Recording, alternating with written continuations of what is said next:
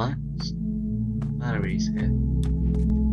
Love is a weird feeling. It's not something you can easily pinpoint or map out. We talk about it like it is a sudden bolt of lightning or a wave that knocks you off your feet.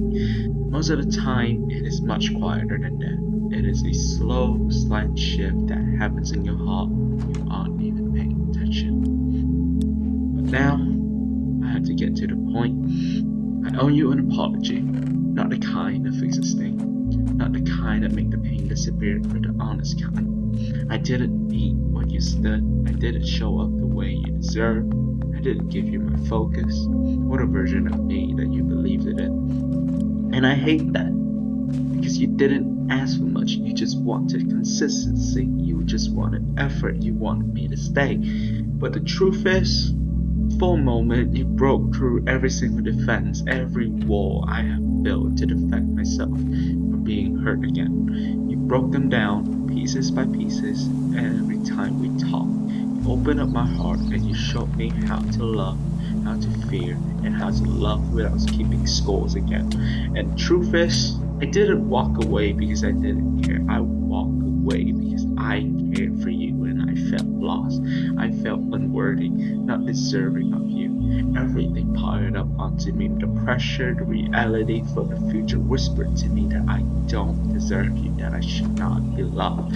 Those thoughts shows up every day. They haunted me. They wore me down, and I didn't know how to balance becoming who I needed to be and who you needed at the same time. So I ran away. And I know saying sorry doesn't undo that. I know explanation don't heal wounds. I know intention don't erase an impact. I hate that I taught you how it felt like when love left. I hate that I entered knowing that I might hurt you. You didn't deserve any of this. You didn't deserve confusion. You didn't deserve half efforts. You didn't deserve to be left alone wondering whether you were enough or not. And to answer that, you were. You gave me the word. You gave me my soul. Just that I wasn't. What hurt most is that I saw the damage happening in real time and I don't know how to stop it. I felt myself pushing away while you stayed, telling myself how much I deserved to be loved. And instead of telling you about my fear, my confusion, the pressure I was under, I chose to stay quiet. I chose silence because it was easier than admitting that I didn't have the capacity to love you the way you needed. I convinced myself that I was protecting you by leaving, that if I walked away early it would only hurt less, but that was just another lie. I told myself to try making it easier to go, because walking away doesn't soften the pain, it only changes the shape of it. It turns the pain into a quiet room at 3 in the morning. It turns it into checking a phone that you know won't light up with her name anymore.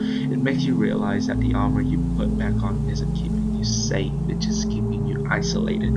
They say that to be loved is to be changed, and that is the terrifying reality of losing someone you truly care about. The connection might end, the distance might become permanent, but you can never unlearn the ways they rewrote your soul. I look at my daily life now and I see you in everything. I catch myself using your phrases.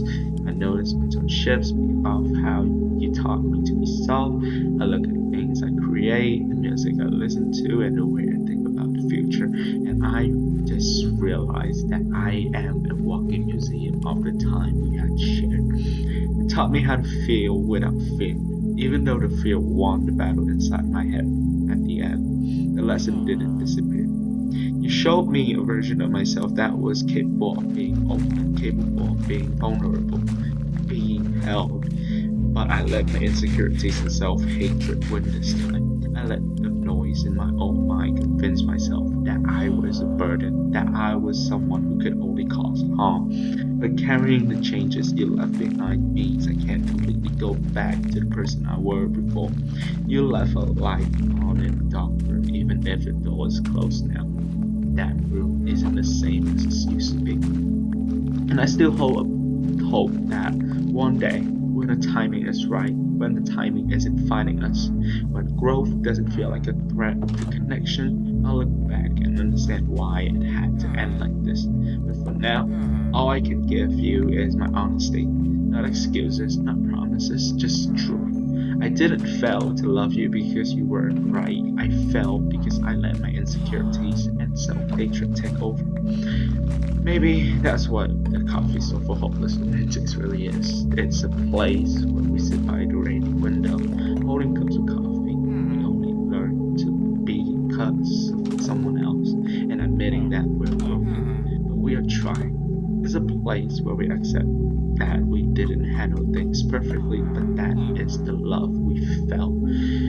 It was the most real thing we have ever known. To anyone who's listening to this, who ran away because they felt unworthy, stop punishing yourself.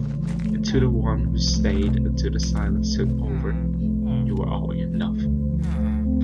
I'm learning to live with a version of me that you have helped build. I'm trying to learn how to hate myself less in the mirror, because the person is someone you once saw value in. And if I can change that forward, then maybe eventually I'll become the person who can stay.